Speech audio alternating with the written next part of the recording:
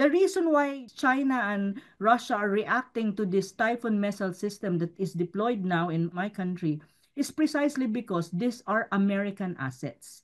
And if you say American assets, there's always this perception already that America has a plan that is not good either for China or not good for Russia.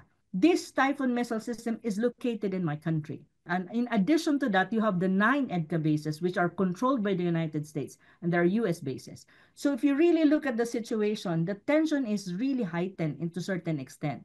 The only way to resolve this is to de-escalate tension for us not to have a conflict in the Asia-Pacific region that I'm afraid that it would start from the Philippines. Because really, it's only the Philippines right now that has it's very hot.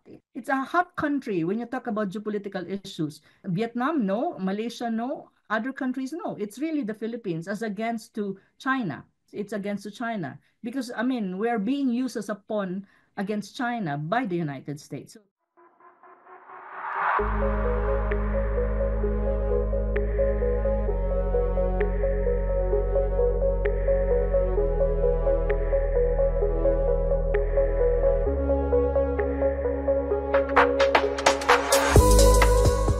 Hi, and welcome to the Global Majority for Peace podcast. I'm Liana Chan, and my co-host is Fiona Edwards.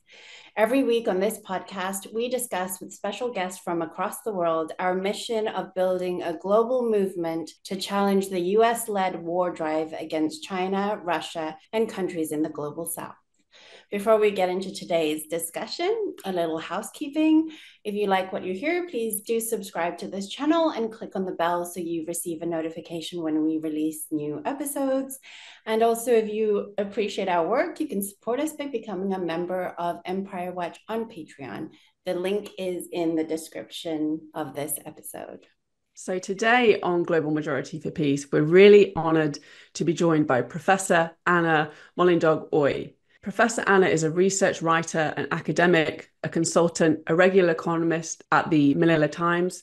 She is also a PhD candidate at the Institute of South-South Cooperation and Development at Peking University, Beijing, China, and a senior researcher of the South China Sea Probing Initiative, and also a senior research fellow of the Global Governance Institute. So Anna, we are really delighted to have you on the show. Welcome. Thank you so much, Eliana and Fiona, for inviting me. It's a pleasure to be part of your program. I'm excited. And I think we will be discussing some critical issues that does not only affect my country, the Philippines, but I think the region, which is the Southeast Asia, I think the South China Sea for that matter, and even the Asia Pacific region that would impact the world in every sense. So thank you so much for inviting me. It's a pleasure and I'm very happy. Absolutely. I'm excited to get into it, and welcome to our show. Thank you so much, Anna, for being here. As we are an anti-war and anti-imperialist podcast, we usually start with a broader question about geopolitics and an element of the US-led Cold War against China. In the case of the Philippines, the US has long been a colonial power there, and its location in the South China Sea makes the Philippines potentially a strategic asset for US's military interests in the region. In February 2023, the US announced 4 new military sites in the Philippines, bringing the total to 9 official US sites. In the words famously attributed to Henry Kissinger, it may be dangerous to be America's enemy, but to be America's friend is fatal. What is your assessment of the Philippines' foreign policy position under its current president, Ferdinand Bongbong Marcos Jr.? Oh, that's very good. And it's a very interesting question. And I think this is very important as well, not only for my country, but of course for the global community, especially for Asia Pacific. When you talk about the foreign policy of the current administration of Bongbong Marcos, my assessment, and I've been vocal about this, I have written many things about this, is it is a foreign policy that's very much leaning to the United States and very much influenced by the United States.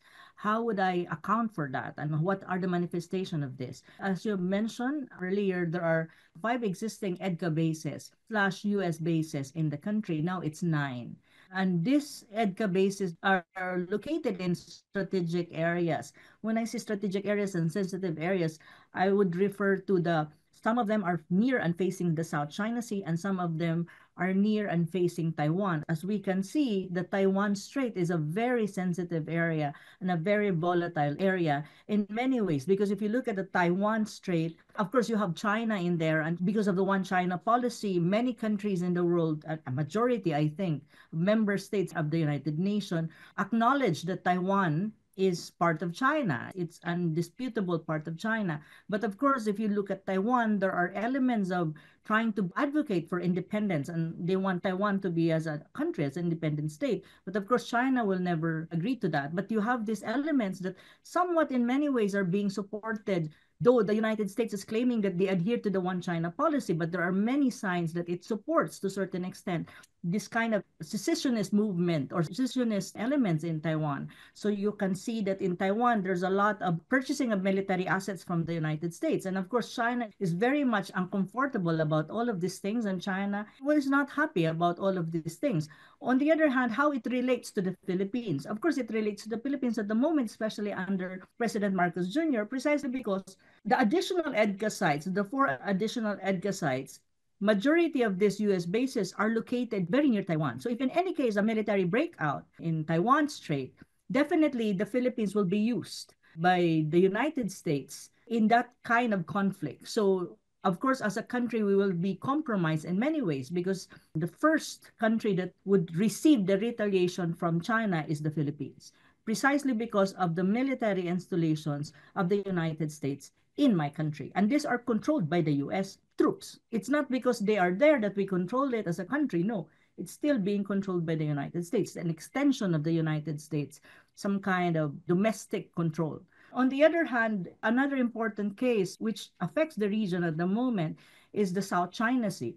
Though the South China Sea, there are many claimant states in the South China Sea. It's a disputed area. You have China, which is the biggest countries thus far. You have Vietnam, you have Brunei, and you have Malaysia and the Philippines.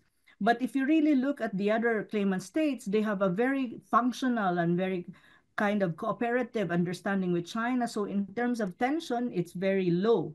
But between the Philippines and China at the moment, under President Marcos Jr., its tension is heightened, it's intensified and escalated to a greater extent, precisely because the Philippines is being used by the United States as a proxy or a pawn against China, but using the South China Sea as the issue.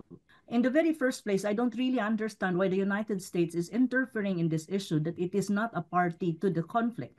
The conflict is among Southeast Asian claimant states and China. So it's not the party to the conflict. Second is it's using UNCLOS, the United Convention on the Law of the Sea, as against China using the Philippines, but it's not even a signatory to UNCLOS. So in many ways, that's very hypocritical for the United States to have that kind of stand.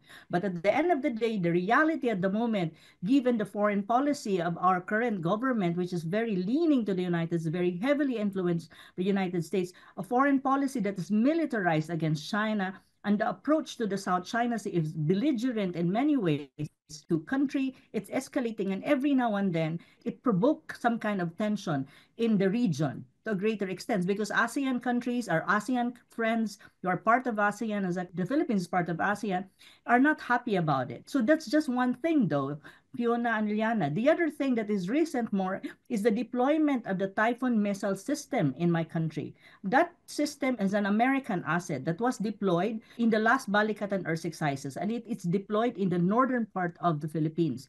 This Typhoon missile system is somewhat not good for my country, not good for the region. I would explain a little later why, but the most important right now is China and Russia are reacting, and they're saying that this missile system should be removed from the Asia-Pacific region, thus it should be removed from the Philippines. But it seems that the schedule of removal of this Typhoon missile system should be September of this year, but until now it's there. And now our armed forces have announced that it plans to buy missiles to feed this Typhoon missile system. But the question is, why would we have this kind of military asset, and why the Americans are building? They have this military buildup, and the country that they're using for this military buildup is the Philippines. What's the reason for this? As far as I'm concerned, I'm a Filipino. I don't think we have an enemy. I don't think China is our enemy. It's our largest trading partner. So the question really is, why is it that America, or the United States for that matter, is building its arms in the Asia-Pacific region. And the military buildup, one of the countries that they're using at the moment is my country, the Philippines. And it's not only China that is reacting at the moment, but you have Russia. So with this kind of foreign policy of the current administration of Bongbong Marcos, it seems that my country is creating an enemy instead of friends out of Russia and out of China. And look, this is Russia and China. These are military superpowers. If the United States is a superpower, these two are also military superpowers. So this foreign policy really will not benefit the Philippines in many ways. It's benefiting the United States precisely because these are very much influenced by the United States, and this is more on the agenda of the United States. And what is the agenda of the United States in the Asia-Pacific region? There's two things: to preserve its hegemony. Second is what's so-called freedom of navigation, which is not about commercial boats, but a freedom of navigation in the South China Sea for warships to pass through without qualms or without even permission or anything. It's like the king of the South China Sea, of that sea. So their warship can just pass through anytime they want without, countries in Southeast Asia will not say anything. But that should not be the case. That is one of their justification. And another thing I think is there is this discussion even among geopolitical experts that America is preparing that so-called war against China when the time comes. So now they're having this military buildup, which I would pray that it will never happen, because war is not good for anyone, for any country for that matter, and no one wins in a war. So this is now the real situation. And so if I would be asked if I agree with the foreign policy of my country, of course I don't, because I believe that a country like the Philippines, small, we're not as wealthy as other countries, we're not even as wealthy as Indonesia or Malaysia or Singapore, is to have a balanced foreign policy. Balanced foreign policy that is centered on our national interests of a country, that will not compromise our independence, our autonomy, and our sovereignty as a country, and we can make decisions on our own without being dictated by any superpower or any country for that matter. However, that is not the case right now in my country. As you can see, I feel that we are like a semi-colonial, as I feel that we are going back to the colonial period where the Philippines was a colony of the United States. I feel that, they don't have the physical presence in many ways in terms of physical manifestation of that colonization, but in terms of influence, in terms of our foreign policy, even our domestic politics, is very much felt in the ground, very much felt by the BBM administration allows it precisely because I think he thinks that his survival, politically speaking, in domestic politics depends on the backing of the United States. So, there are, of course, exchanges to this. So that's pretty much the picture of my country at the moment when you talk about foreign policy under a Marcos Jr. administration. You paint a very clear picture there, Anna, and a very dangerous situation, really, and how that fits into a global picture. So thanks so much for sharing that. And just wanted to kind of get more into the state of affairs with the incoming US administration. Unfortunately, the recent election of Trump, there's ample evidence to suggest that tensions in this region are going to be intensified. So during Trump's election campaign, he relied on empty rhetoric and this fake anti-war posturing. However, the warmongering character of his incoming administration tells the real story here. So just to go through a few of his top 3 picks, we've got Marco Rubio, who's the nominee for Secretary of State, who is famously hawkish against China. His Secretary of Defense, who thinks Israel should annex the occupied West Bank. And while his National Security Advisor appointee, Mike Waltz, wants to cut aid to Ukraine, it is clear from his remarks on social media that this is in order to transfer resources to escalate towards a potential hot war with China. So in May 2023, he wrote, "We must learn from Ukraine by addressing the threat of the Chinese Communist Party and arming Taiwan now before it's too late." So this suggests a likely escalation, actually, in the South China Sea and for the Philippines to be used against China. So where are things heading? We saw in November that the Philippine president signed into law the enactment of a Maritime Zones Act with the explicit support of the United States, despite the encroachment on Vietnam, Malaysia, and Chinese territorial claims. So what other angles of escalation do you foresee in the region?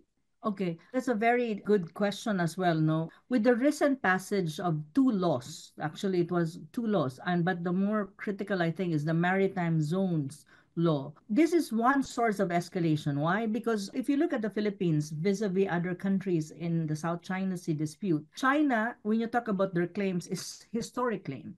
and their claim is sovereignty in some parts of that area. So that's their claim. On the other hand, Vietnam also has the same sovereignty, and the others are economic zone based on UNCLOS.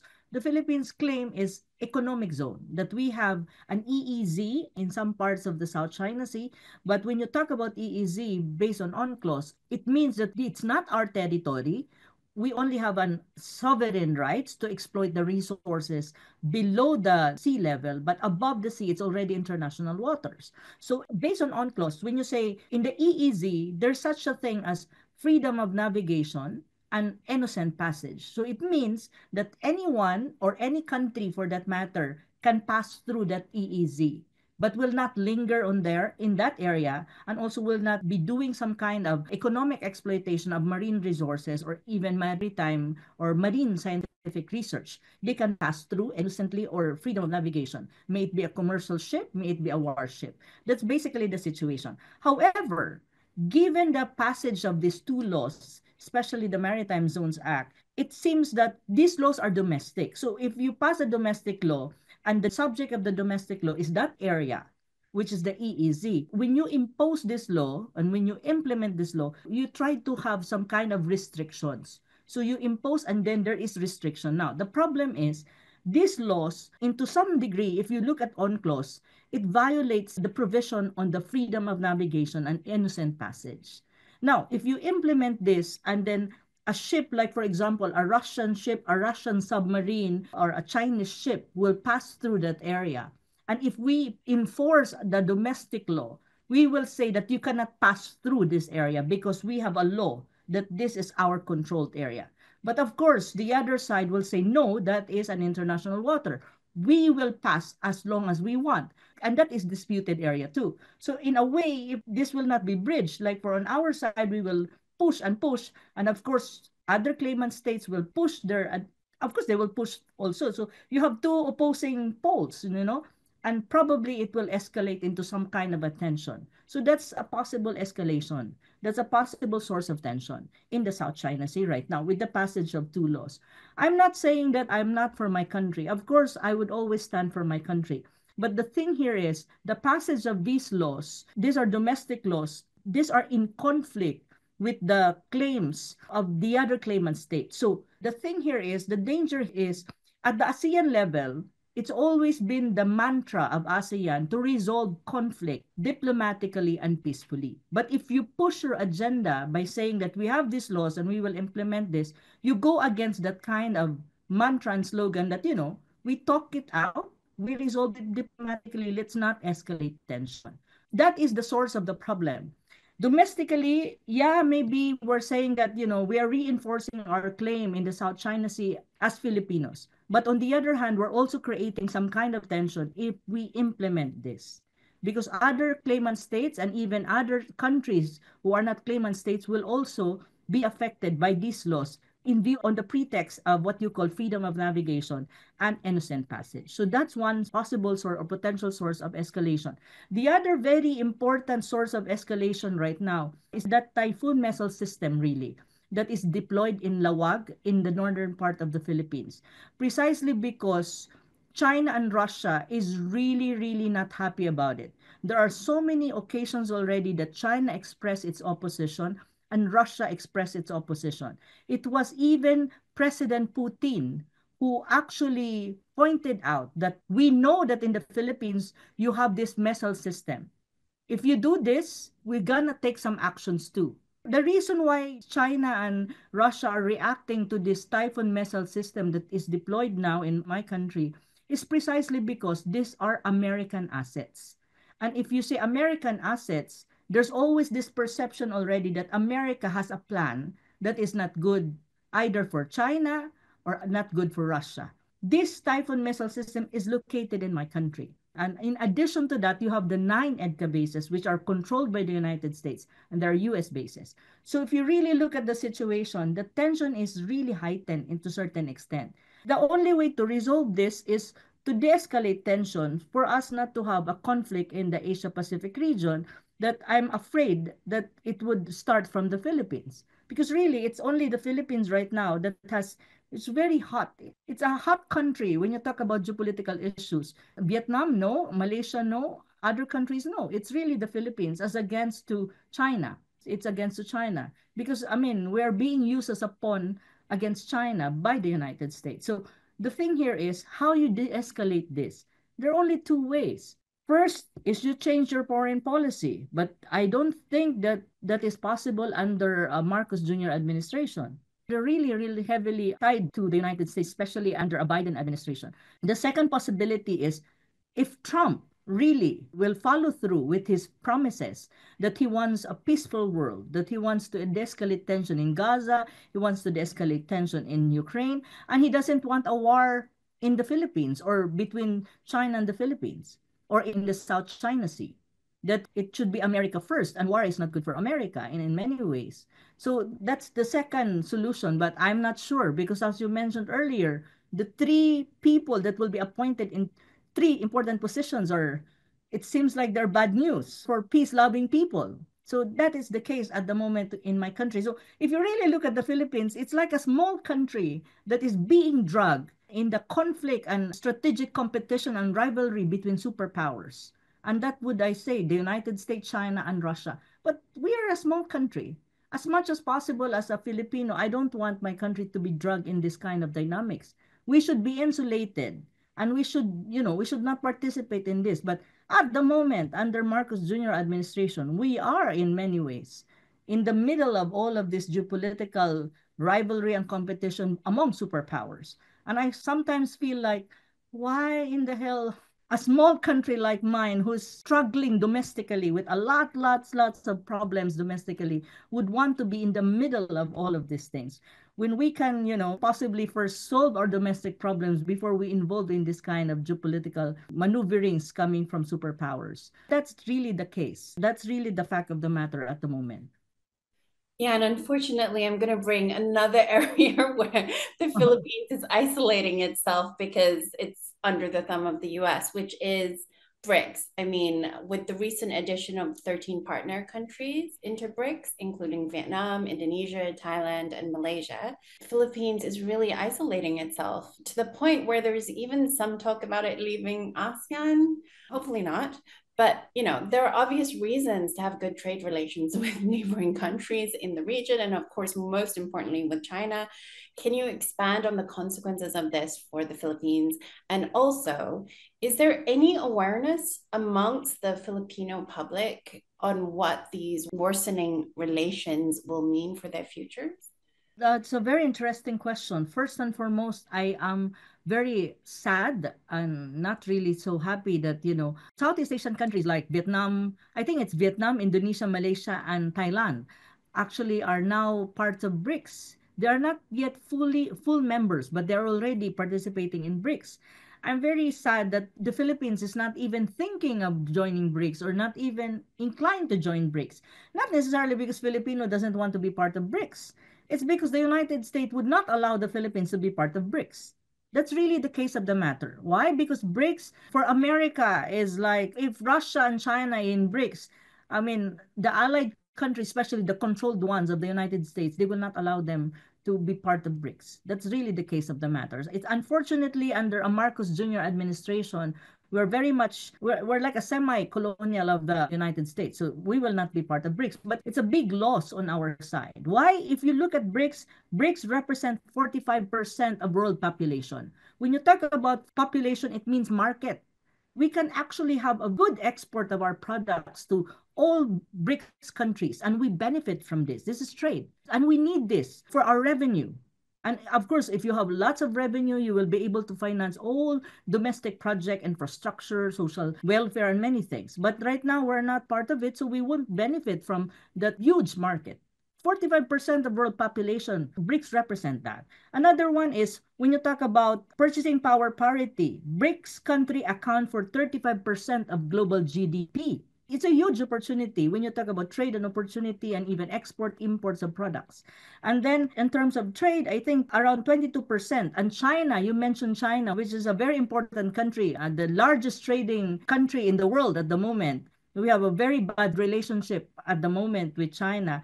It's the mover in BRICS when you talk about trade and economics, really China. Of course, there are other countries in there, but we have to recognize the fact that China is the largest trading country in the world, and it trades with hundreds of countries and is the largest trading partner of around 80 or 100 countries, and including the Philippines. But if you look at the relationship of the Philippines and China, it's not good politically speaking, diplomatically speaking, how much more defense-wise, and how it impacts the Philippines negatively because our economy is affected. Once the political and diplomatic relation between China and the Philippines are not good, in many ways our economy is impacted. Why? Because China, at the end of the day, is our largest trading partner. I think it is still at the moment. And then when we talk about investment in terms of capital, especially when you talk about infrastructure, digital and physical infrastructure and other things, no? Another kind of investment, it's, I think, number 3 or it's within the top 5. And when you talk about export of our products, China is a huge market. We export a lot of product in there. And also we import very important goods from China. But right now, all of these are affected. Our export of fruits to China is, we're not anymore number 1 when you talk about banana, when you talk about mango. Oh no, not anymore, because China right now is diversifying its source of banana and mango and even durian. Of course, China will not get so much from us because we don't have that good relation with them. And I don't think the Chinese will buy our banana when they're angry with the Filipinos because of the South China Sea issue. That's but natural. So that these are impacts, no, of this kind of relationship. And another thing is there are insinuation and proposal to the current administration of Marcos Jr. for the Philippines not anymore to be part of ASEAN, because they're saying that ASEAN is not helping the Philippines in terms of fighting China over the South China Sea. And they should be on our side rather than having good relation with China because they're ASEAN and we are part of ASEAN. So they're saying, but ASEAN countries are not helping us, so let's get out of ASEAN. That's a very bad proposal. Why? Because if the Philippines will not be part of ASEAN, we will lose leverage in terms of trade. Because we also have the internal free trade inside ASEAN countries that we benefit because less tariff, less quotas and all of these things. And one more important dimension of this is regional diplomacy. If we will not be part of ASEAN, we will lose that collective diplomacy coming of being a member of ASEAN. That's what you call regional diplomacy. And if we will not be part of ASEAN anymore, then we will be isolated in the region. And that would be to our disadvantage, politically speaking, economically speaking, and diplomatically speaking. So this is really the case at the moment. Now, the bottom line of all of this, why is it that we're not part of BRICS? Why is it that some proposal by the pro-American faction in my country are saying that let's get out of ASEAN? And the other one is, okay, let's fight China over the South China to the point of their military escalation, which is, I'm afraid, you know, they're pushing it and pushing it. And there's a lot of skirmishes already between the two countries in the South China Sea. What is the common denominator of all of these things? It's only one country. It's the United States. Really. But I'm not saying all throughout the history of my country after it gained independence. Particularly this administration of Marcos Jr., the influence really of the United States is too strong to the point that it is compromising our own independence, autonomy, and even our own way of determining what kind of path we will be leading as a nation, as a people. Everything, I feel like we're being dictated. You know, this current government is just being dictated by the United States, you know, what to do, where to position itself, which organization to join, and which organization you should not join because our adversary is in there. So that is really a very bleak kind of picture of my country under the current administration of Bongbong Marcos. I don't know how it will change, but I think it's an issue of leadership really in my country at the moment. If this administration will continue, things will get worse. It's already worse, to be very frank. And it's getting, I don't know how far we would go. Sometimes I think like it will get worse before it gets better. That's the kind of situation in my country. But it's an issue of leadership. So if there's no change of leadership, I don't see any hope at the moment. Really, that is the situation at the moment. Well, just to dive a bit more into the domestic situation, and there's been some fascinating domestic political dynamics in the Philippines recently. But before we get into this very and actually unfolding current events. Just wanted to get a bit of a brief history. So to give our listeners some historical context, the current president of the Philippines, Fernando Marcos Jr., is the son of a US-backed dictator, Fernando Marcos Sr., who put the Philippines under martial law from 1972 to 1981. And in 1986, he fled to Hawaii after the Filipino people overthrew him. And it was there in 1992 that a Hawaiian jury found Marcos guilty of being responsible for presiding over abductions, torture, executions, and disappearances, and later was ordered to pay almost $2 billion in damages. In terms of Marcos Sr.'s domestic record, it's estimated that he stole between 5 billion and 10 billion from the Philippine government. And this, when it broke, the news of this broke, it sent shockwaves internationally at the time it was revealed. So my question, with this history, what were the dynamics that led to Bongbong becoming the current president of the Philippines in a landslide victory? Oh, that's really, really a very painful to answer that question. It pains me to say that, we were deceived because I was part of those people who supported him. But I will not lie to anyone. No? During the campaign, I campaigned for Marcos Jr. and I voted for him. That's really the fact of the matter. And of course, other people as well. And that's why he was victorious in the last May 2022 election. But one thing I think that made it happen is precisely because the Duterte votes, he got it. If you look at the Philippines at the moment, there are two strongest political families. Strong in a sense that they have the support of the people, of Filipinos. One family are the Dutertes, the former president of the country, President Rodrigo Duterte. So the family of President Duterte really has also the backing of many Filipinos, majority even. And also you have the Marcos loyalists, no? In the May 22 election, these two family actually unite. They were united. And that's why you have what you call uniteam. Though I would qualify that because the former president, Rodrigo Duterte, did not really support Bongbong Marcos in the May 22 election.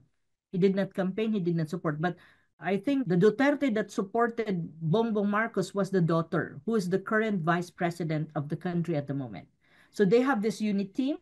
So there was an alliance. And of course, if you have an alliance, it expanded the votes of Marcos Jr. So these two united, they delivered, and it turned out that they got the votes from both sides. So that's why they won in a landslide victory. So if you look at the votes, I think Bongbong Marcos got around 31 million and Sara Duterte got 32 million, though Sara still has an advantage in terms of votes. So that's the very reason why you have Bongbong Marcos won landslide during that election. That's really the primary reason why. And also, we have this idea at that time because I also campaigned for them. I campaigned for the unity team. And also I voted for both of them.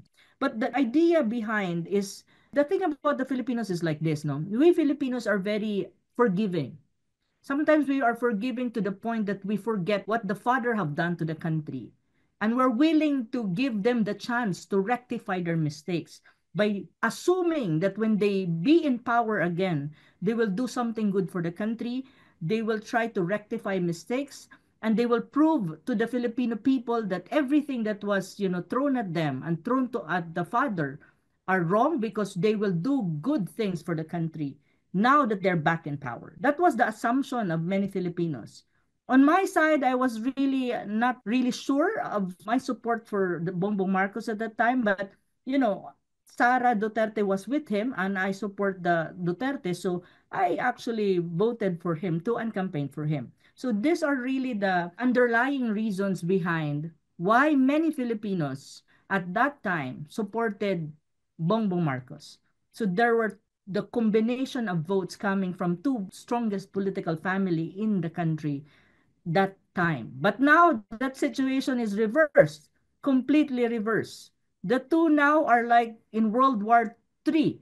The two families are, fighting and really have that unity. There's no such thing anymore as an alliance or a unity. Actually, these two family now are having this rivalry and competition, I think, and in a way there is this fight.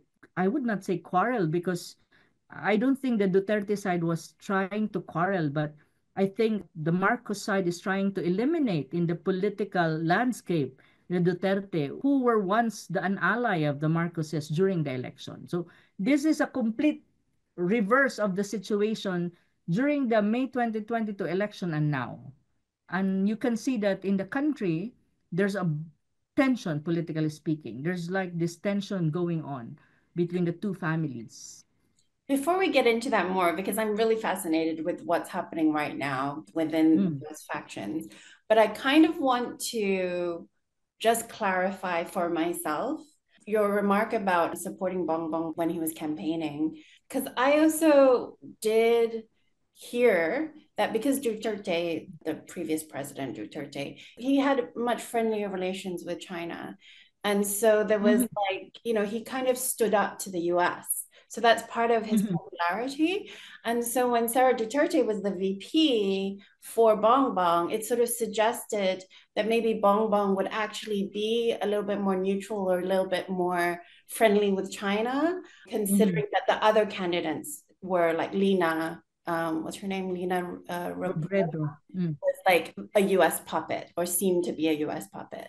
So was that also part of the dynamic before I ask the next question? And how does that play in to what's happening right now in the Philippines? Because just to give the audience a little bit of context, well, there is a little bit of an irony that is unfolding right now, is that the current turmoil between Bongbong and Vice President Sara Duterte. Like on one hand, we have the insinuations that part of Bongbong's unwavering pro-US stance is that the assets his father, I mean, these are insinuations, but the assets that his father plundered from the Filipino people are being held in the US and released subject to his compliance.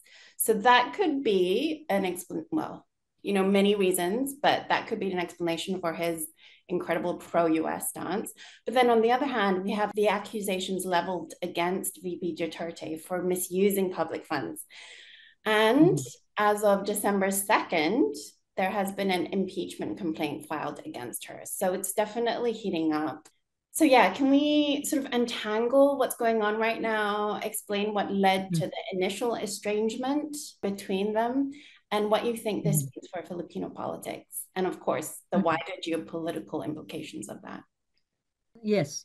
Going back to the question earlier, no, just to clarify, no, and another reason why Bongbong Marcos had a landslide victory and why also Sara Duterte, despite the opposition of the former president, because the former president really was not in favor that Sara Duterte will tandem with Bongbong Marcos initially, because that was really very public. Former President Duterte really voiced out his opposition and he wanted Sara Duterte to run for president, I think, that time. Because really, Sara is the front runner. But I think Sara at that time was not prepared and she wants to have other things to do.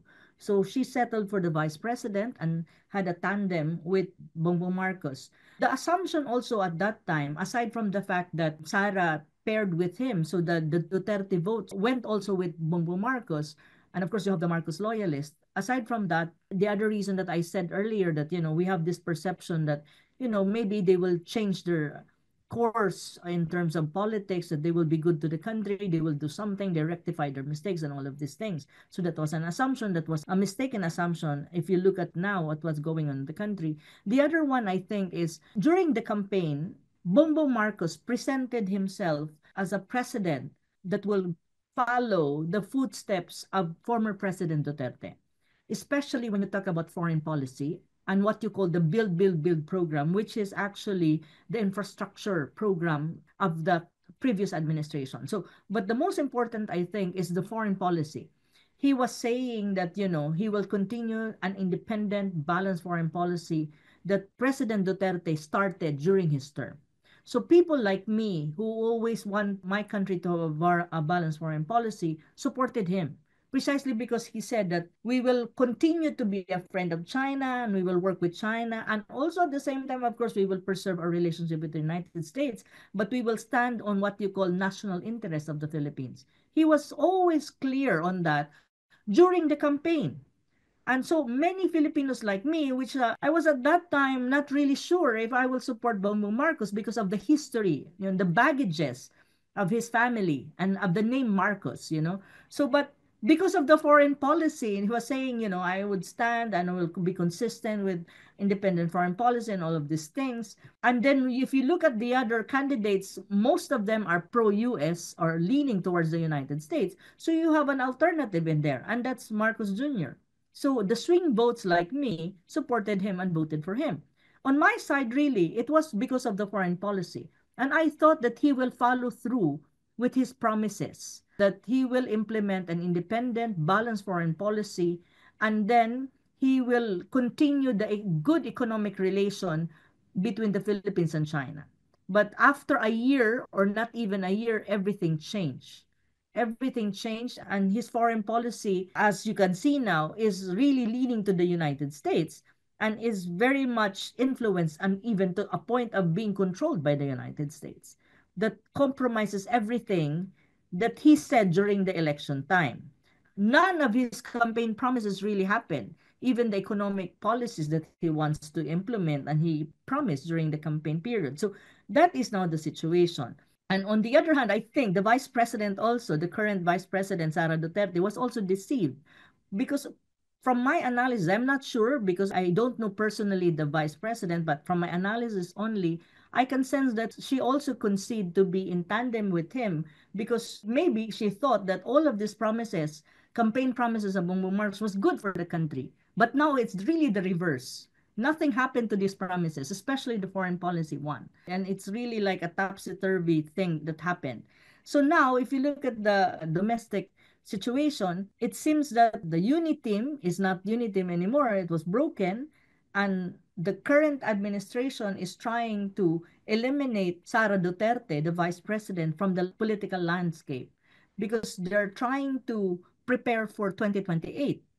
The way I see it really is that the current administration and Bongbong Marcos, including his cousin Martin Romualdez, the Speaker of the House, and of course the wife is there also, being one player. The way I see it politically speaking is they want to perpetuate themselves in power, that they want to stay in power beyond 2028. So the only way for them to do that is to eliminate the front runner in the next presidential election, which is Sara Duterte. And on the other hand, how you gonna eliminate that? Only one way: to destroy the name of the vice president, to attack her politically speaking, to throw at her political harassments, including the impeachment. And now it's really true. There's already an impeachment filed against Sara Duterte. And I think next week, another impeachment case will be filed against Sara next week by another group of people. But all of these are coordinated in many ways because in the domestic politics of my country, you can see the political forces. The Reds are the left-leaning, the yellow, which is the Liberal Party of Aquino, and then the Marcoses are in one block. It's an unholy alliance as against the Duterte. So you can see, and the target is to eliminate in the political landscape the Duterte so that in the 2028 election, they can control it to a greater extent. And there's another one in there. They want to push through with what you call constitutional change. And they kind of want to change the constitution into a parliamentary. In a way, probably the House Speaker wants to also be the Prime Minister while Bongbong Marcos will be the President. Because at the moment, in our Constitution, the President has only one term. After one term, you cannot run anymore. That's really clear in our Constitution. Now, if you want to stay in power, you need to change the Constitution into something that you can still run and control. So the only way for them to do that, to perpetuate themselves in power, is to change the Constitution. And they can only do that if they would eliminate all the political forces that go against them, like the Duterte. So that is why if you look at the current situation in my country, domestically speaking, they're really attacking politically the vice president because she is like the hindrance in their plan of being in power beyond the 2028 because the next presidential election is 2028. So that's a very crucial period. But I don't even think that we will have an election if they will change the constitution. Because if you change the constitution, then it's a parliamentary, the prime minister is not necessarily elected directly by the people, but by the parliament. So it's only the parliament that the people will elect. So they can control it to a greater extent. So the worst case scenario in my country with this political dynamics is a repeat of history, but in a modern, way modern time, I think. It's a repeat of history of the dictatorship and the martial law of the father who stayed in power 21 years. But this time it's worst. It's way worst compared the last time. And I think the father is way brilliant and intelligent than the son. So you see what I'm saying? So at least during that time, though we have a martial law, we have a dictatorship, there's a lot of development that was going on in the country. There were a lot of infrastructure development, agriculture, and all of these things in the first part of the martial law. But now, if you look at my country, there's a lot of bad things going on. Massive corruption is latent in the country, foreign policy that is not good for the country, an economy that is very challenged in every way. And I'm not sure, and our sovereign debt is increasing by the day. And I'm not sure if we're going to be bankrupt in a matter of time. So, these are the domestic situation. And you have a political tension going on that discourages investors, foreign direct investment to come in because no serious company, no serious foreign direct investment would come into a country that has a lot of problems and there's a political tension and even a shadow that it will be engaged in a military conflict because of its foreign policy. So this is really a very bleak situation of the Philippines under a Marcos Jr. administration. And of course, the continuous political harassment against those people who supports the Duterte and supports the vice president and the vice president herself. So the vice president really is pushed to the wall at the moment. Lots of cases being filed against her. There is an impeachment filed against her. And even the budget of the vice president was reduced significantly to the point that I don't think she can do anything with her budget. And what I'm saying when you talk about budget is the budget of the office of the vice president. It was reduced to a greater extent that I think that budget would only be sufficient to pay for personnel. Other than that, I don't know if she can run her programs, which is social welfare. So these are really the situation. I feel that my country is like a ticking bomb that anytime it explodes. And then you have the geopolitical situation that the Philippines is also in the center of Russia, of America, of the China, of the maneuvering of all the superpowers, and we're in the middle because of American influence and American presence in my country. So that is so bleak that sometimes I don't know how it will change. But I think it will only change if there's a change in leadership, really, because everything is an issue of leadership. That's the way I see it. And that's the way I analyze it. Because in our constitution and in our political system, the power really is in the hands of the president. Even how we define our foreign policy, the sole author, as far as our constitution is concerned, is the president. That's how it is. That's how powerful the president in my country. It's like a mirror image of America. Our constitution is a mirror image of the United States. Our politics is also a mirror image of the United States. So if the United States is crazy with their politics, expect the Philippines to have the same thing. Well, the Philippines is a mirror image in many ways. So you see, that's how we are right now. Yeah.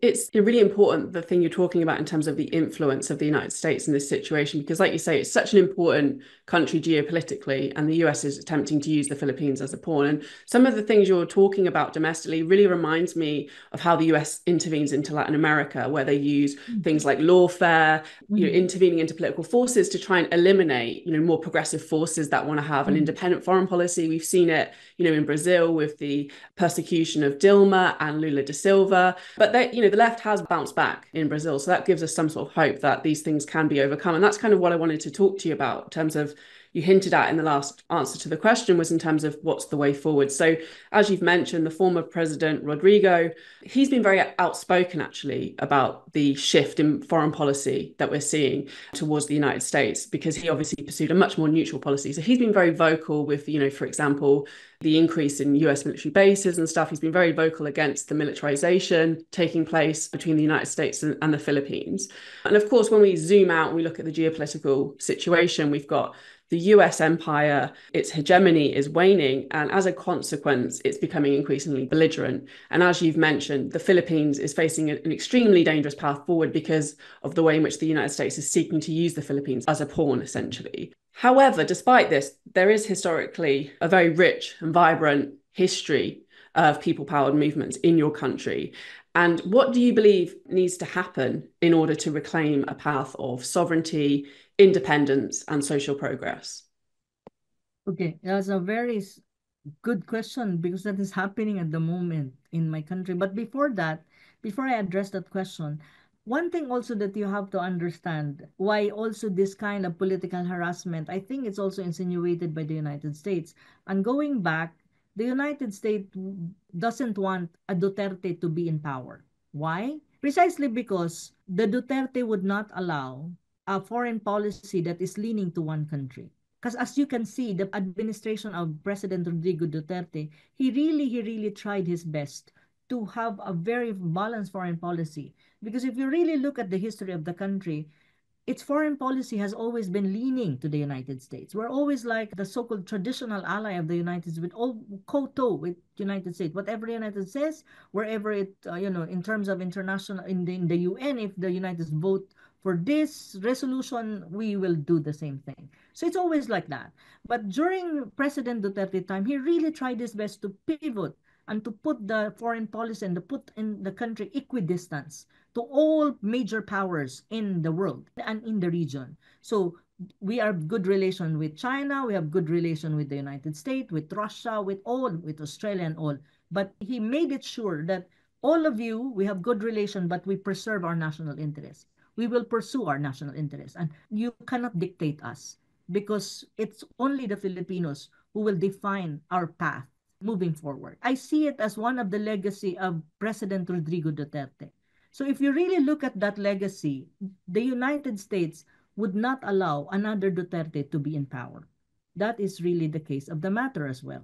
So that's why when you talk about, how do you call that, support for Bongbong Marcos by the United States, it's really strong.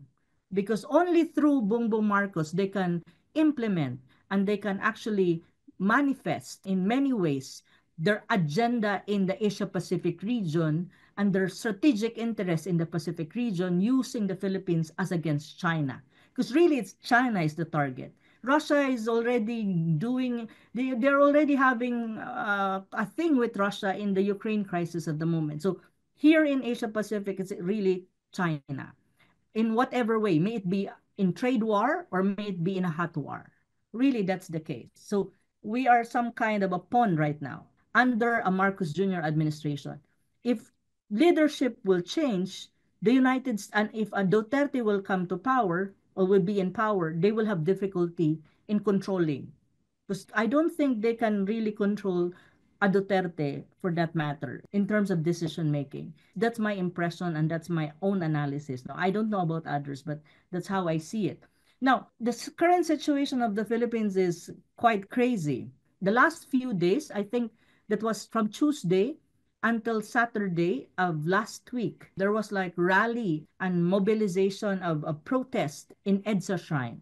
In EDSA, that's a very historical place in Manila because that is where the what you call People Power Revolution happened in 1986. That toppled the father, the Ferdinand Sr., Marcos Sr. So now many Filipinos who are tired and sick already and angry already of what's going on in the country would want to recreate the so-called people power. And so the last 4 days of last week, from Tuesday to Saturday, there were like mobilization and protest by ordinary Filipinos clamoring for a change of leadership. And they're clamoring for the current president to resign from office. Because, as I've said earlier, the only way to change also the policies of the country, if you change the leadership. If you don't change the leadership, it will continue the way it is and it may get worse. So that is really the trajectory. So right now, many people would want to recreate the spirit of the people power in EDSA. But of course, it's not as easy as anyone can imagine. At this time that people are they have a hard life, Every day you need to work, every day you need to earn money to feed your family. And then sometimes you don't have any more time to think about politics because you're tired already at the end of the day. So that's why to recreate the people power, it's not an easy thing, I think, for those people who wants it, for those Filipinos clamoring for it, because I think it takes time. You need to build critical mass for that. But if you ask me how the country will be changed given the so many domestic problems it faces, and at the same time you have a foreign policy that is defective, it's not effective at all. There are only three things that I can see, to be honest. First is if Marcos Jr. will resign, but I don't think so. Voluntarily, I don't think so. The other one, if Filipinos really who are well-intentioned, who are nationalistic, who wants to change their country to a better situation, to be more progressive, to cut all of this corruption and all that, is to be able to come up with that people power thing, to pressure the Marcos regime to surrender power to the next in line, which is the vice president. That is the second scenario. The third is a military takeover, which I am not sure if in any case it will happen. Because, of course, the commander-in-chief of our armed forces is the president. So, it's hard. But these are the only three possible scenario that I can see that may provoke a change in leadership. All of this are not easy to do. And it takes a lot of divine intervention to make this happen at this time. But if you ask me if the change of leadership is important in the Philippines, I would say yes, because the country is bleeding, really. The country is bleeding domestically speaking, and it is in a precarious and compromising situation foreign policy-wise, given the volatile and tension-driven geopolitical situation of the region because of, China-US rivalry, and the battleground of this is the Philippines, and you have Russia on the other hand, that is now very much interested in the Asia-Pacific region and taking an interest as well precisely because of the Typhoon missile system that is deployed in my country by the Americans in the northern part of the Philippines. So that is really the situation. But as your question as if, how are we gonna possibly implement changes, substantial critical changes that would change the trajectory of my country to something better, that is a very hard question to answer. As I've said earlier, only those three things that I can see that could implement changes, but these are not easy processes. Another one is impeachment against the president, but I don't think it will happen. Why? Because they control the Senate. To a certain extent, he has a hand on the Senate, and they control the House of Representatives in terms of numbers, because it's a numbers game. Impeachment is a numbers game. At the end of the day, the House of Representatives will vote. So if you have more than a majority on your side, then either you will be impeached or you will not be impeached, or the impeachment process will proceed. In the Senate, it's also a numbers game. At the end of the day, this is a political process, impeachment. So you need numbers. You cannot impeach a president that has a solid number in the House of Representatives and to a certain extent has a huge support in the Senate. So that is impossible. The only three things that I see is a people power, a military takeover, and a resignation. A resignation, I don't see it, to be frank. The other two options are very hard. But I also believe that there's nothing impossible when the time is right and when people are really already pushed to the wall. Naturally, people will go against something that they know that is already oppressing them, and I think they know that it's not anymore good for them, and their life is really, really hard already. So naturally, people will go against that kind of situation. That one I believe. But if it's really happening now, there are signs about people power, there are packets of protests in the country. But in terms of critical mass, to be honest and frank, it's not yet there, I think. So that's why I'm appealing to my fellow Filipino to be more critical of what's going on in the country, analyze, think, and, for Filipinos to decide, what do you really want for your country? Do you want a country like what is it now, or you want a better one? Because at the end of the day, we're a democracy. The real power in a democracy lies in the people. So it's really the people that makes decision. What kind of country they want, what kind of leader they want. That is really the truth of the matter. So it's up to the Filipino people to make decision. If they want Bongbong Marcos to continue in office, then we suffer. Or we want a change of leadership, then they decide. It's really in the hands of the Filipino people. So hopefully, one day soon, the Filipinos will wake up and see the reality with an open mind and open eyes. Hopefully. Many Filipinos are still sleeping, you know. Well, I do share your hope, although, like you said, it's not going to be an easy process.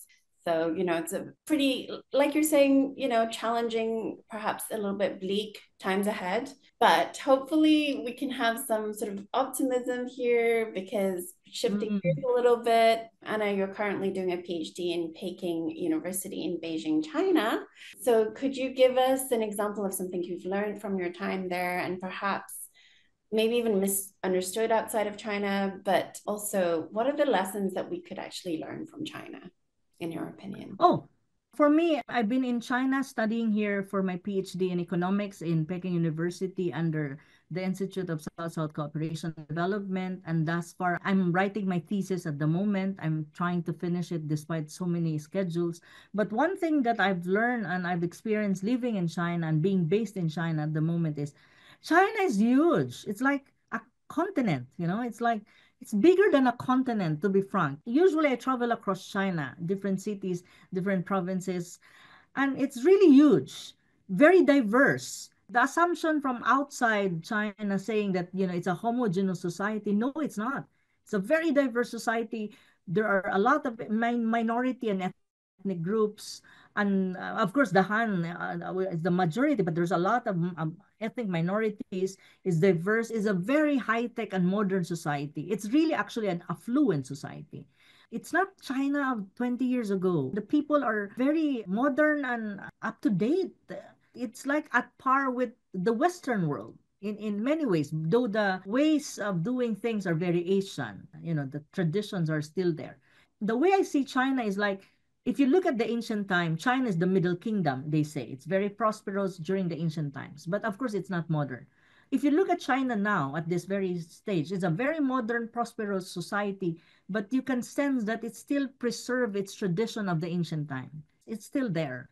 The tradition, the dress, the practices, it's still Chinese. It's not influenced much by the Western side of the world. It's not. Though in terms of its technology and dressing, especially the younger generation, they dress modernly, like those of the West or even other countries. It's like a mirror image, but I think the way they think is still Chinese in every sense and very Asian. So that's something that I admire about the Chinese and even China for that matter, because they are very much open to the influences of the outside world, but still they can preserve their own tradition, their language, their culture, and their practices, and the way they do things is very much evident. So this is something that I observe with China and with the Chinese people. And I think one thing that I observe also about the Chinese people, they're very workaholic, I think. And not really workaholic in a bad way, but workaholic in a very progressive and a very productive way. They're always working. They're always working. They don't waste time. Unlike me, sometimes I'm very lazy. So, they're not lazy. Like my classmates in the university, the Chinese, they're always on time with everything, like assignments or papers. They're always on time. And even in the office, it's the same. On my side, I'm always at the deadline. When the deadline is coming, that's the time I work. It's a very Western, I think, orientation, no? But on their side, they work ahead of time. They prepare. They really prepare. So I really like it, though it's very hard to follow that footsteps for a Filipino like me. But I'm trying my best. It's hard to work with the Chinese. They're competitive. The Chinese people are very competitive, educationally speaking, and work ethics. That's why, look, from a very not so affluent, now they are the second largest economy just in less than 40 years. And also, one thing though, they're very modern and they're very high tech. You don't use paper anymore when it's everything is on the phone. The phone is like life in China. You can pay everything, your money is on the phone, you can do transaction using your phone. Everything is the phone.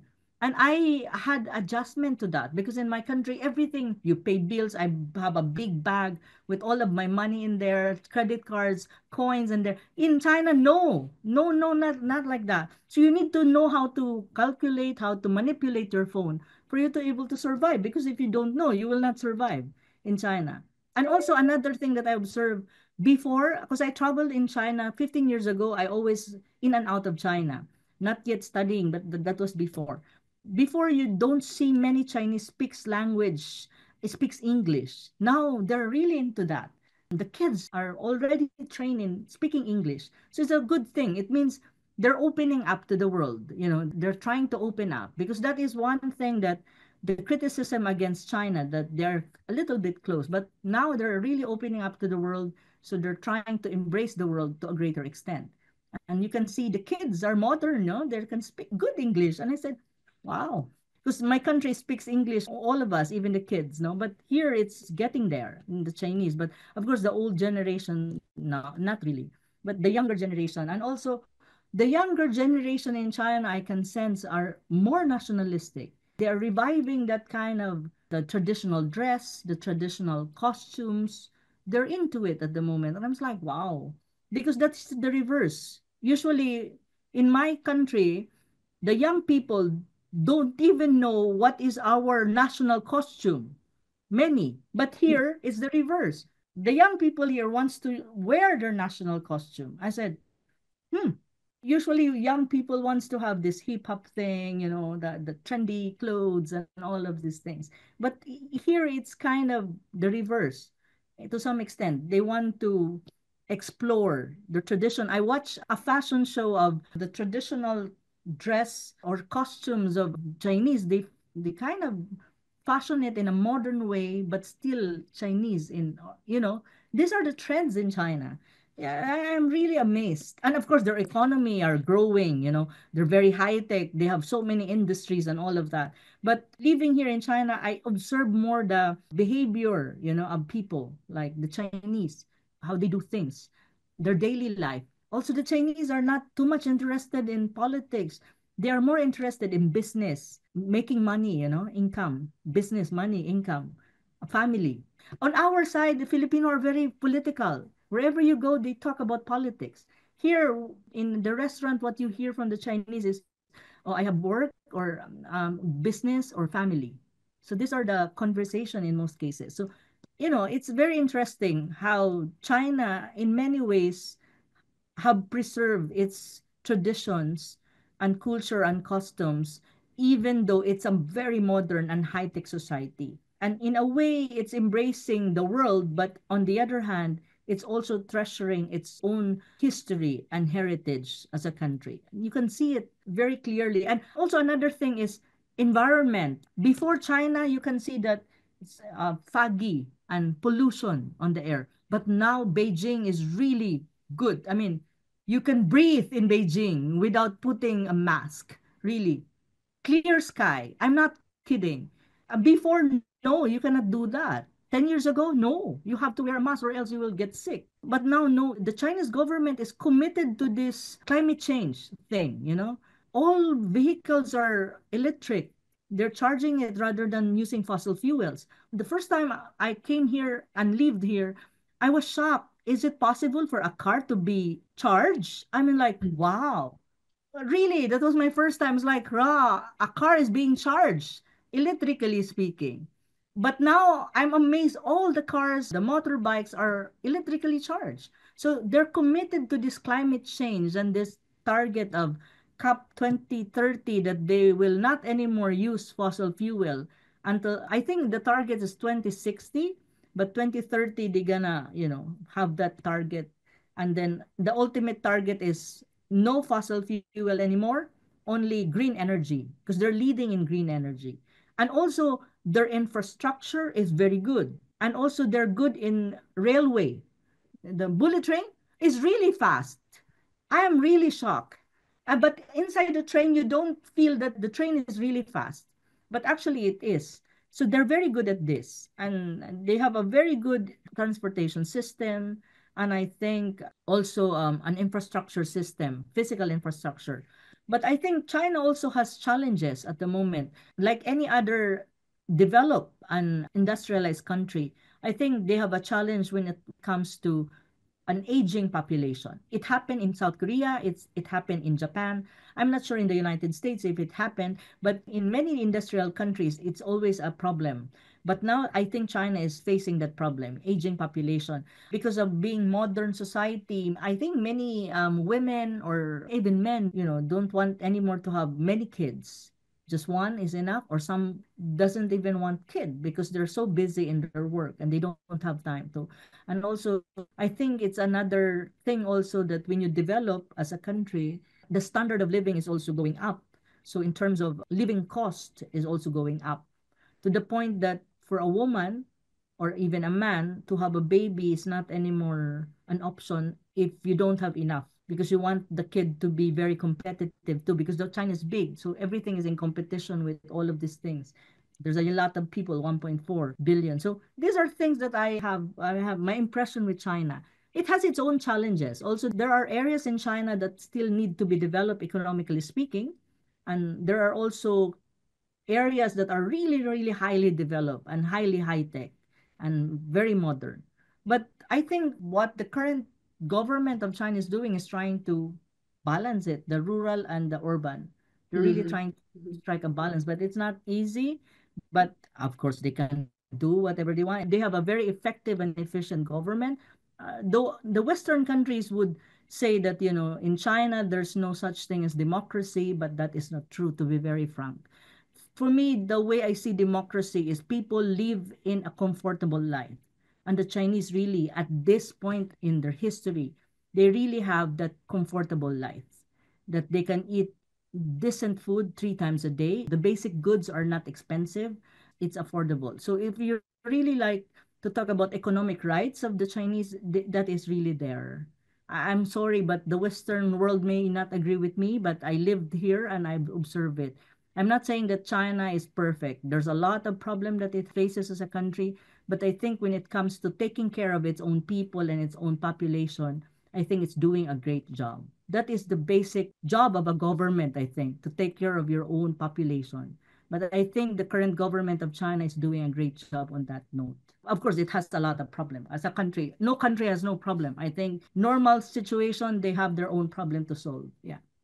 Thanks for that, Anna. There's just so much to learn from China, and I think you kind of painted a very vivid picture of your experiences, and I'm sure our audience will, be very fascinated. I could talk to you about this all day, but we are coming towards the end. But I think it's just so important to counter this racism and actually dehumanization of the Chinese people in the Western media, because like you say, there's like an attempt to say, the Chinese people are some sort of like drones and there's no diversity and the people don't think for themselves, and it's just so far from the truth. And like you say, it's a society that's on a continental level. So I just thought it was really fascinating to get your experiences across. And then just in terms of learning, moving forward, our final question, which we like to ask you, is how can we understand more about the Philippines and the region more widely? Are there any recommendations that you would make in terms of reading, watching, or listening to for us to develop a further understanding of what's going on? Well, I write for Manila Times, so I'll promote my own column for the Philippines, no? I'm writing for Manila Times. I have a column every Saturday. Usually, I write about Philippine issues, well, the political issues, economic issues of the Philippines in relation to the regional dynamics, or in most cases, I also write for U.S.-Philippine relation, U.S.-China relation, and geopolitics. So probably if you're interested, you can check out my column every Saturday. I publish every Saturday. It's online too. Or they can check my website. The name of the website is Headsite. It's Headsite. So that one. Or they can just search my name in Google and it will appear in there. If they want to know a real honest analysis of issues, because for me, I can only write when I'm honest with my writing. If I don't do that, I cannot really produce anything, to be very frank. And when it comes to regional, I think there's a lot of geopolitical experts and regional experts that they have like YouTube program or kind of platforms. I cannot memorize everything, but people like Dr. Powell Warwick he is an Australian academic and he writes a lot. And they can find him, I think, in Twitter and also in Substack.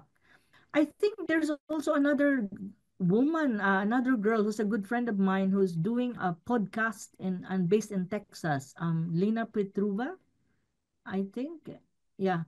These are the online platforms that you can see really good analysis, honest analysis that talks about the truth and not bias and very balanced perspective. Demystifying geopolitics is another one. Wonderful. I actually think I watched that episode of yours. That was very great. Well, thank you so much. We will definitely follow up with you on that. We will be putting your links, especially to Manila Times and your website, down below in the description. Thank you so much, Anna, for coming on to our show. We really appreciate it. Fiona, any last words? Yeah, just to reiterate what Ileana said, it's been a really fascinating discussion, and I've learned so much about the Philippines and the region, and I'm sure our listeners have too. So we're really grateful that you came on the show. And also just to say, if you would ever like to come back on the show, we'd love that as well, because we know that you've got so many more insights to share about economics and development. And I think that's something we're really interested in on this show, Global Majority for Peace, because what is the alternative to this global warmongering, this division and this conflict? It is actually about development, peace, cooperation. So it'd be really great to have you on again if you're up for it. Of course, anytime I can come back. I'm very much willing. It's a pleasure. I'm very happy that you invited me here. And I hope I've done a good job in answering your question. It was brilliant. And finally, just to say, if you have enjoyed this episode, please remember to like and subscribe, comment, send it over to your friends, because we have got to beat this algorithm. And if you really value what we're doing, we would appreciate regular donation on Patreon. So look up Empire Watch. That's also in the description below. And we'll see you next time. Bye. Thank you so much. Bye. Thank you. Bye-bye.